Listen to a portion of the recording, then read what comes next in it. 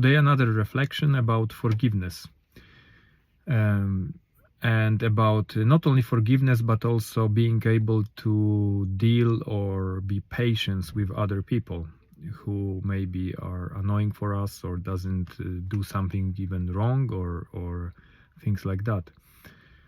Because I realized that actually Jesus, when he was crucified and tortured, he actually knew that he is dying for our sins. And we all know that, but I didn't realize initially that by knowing that, he knew who we are, or who many of us are. So meaning that he knew that we will sin. He knew that we will sin even though we know it's wrong.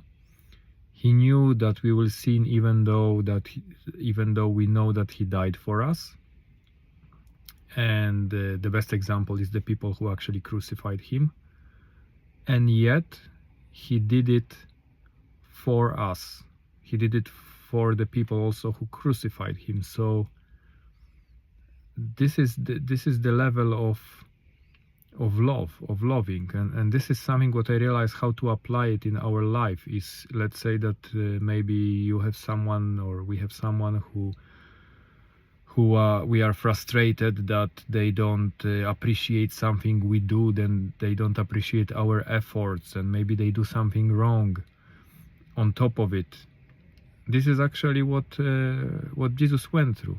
Not only they did wrong, not only we don't appreciate what he did, but we continue doing wrong, knowing that we should appreciate what he did.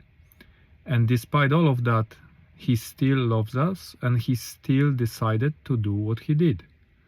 So for us, what it means also that if we have someone who is maybe annoying, don't appreciate, or at least in our, of course, subjective view, we should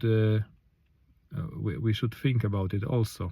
What would Jesus do in that moment? That doesn't mean that we have to agree to some bad things if someone is really doing something bad for us and so on. We don't have to agree or accept that, even though we should always forgive, but then we can walk away or something. So not agree to and accept it, because you also need to kind of fight the evil, but this is in a different context. So yeah, this is a little reflection which I realized recently.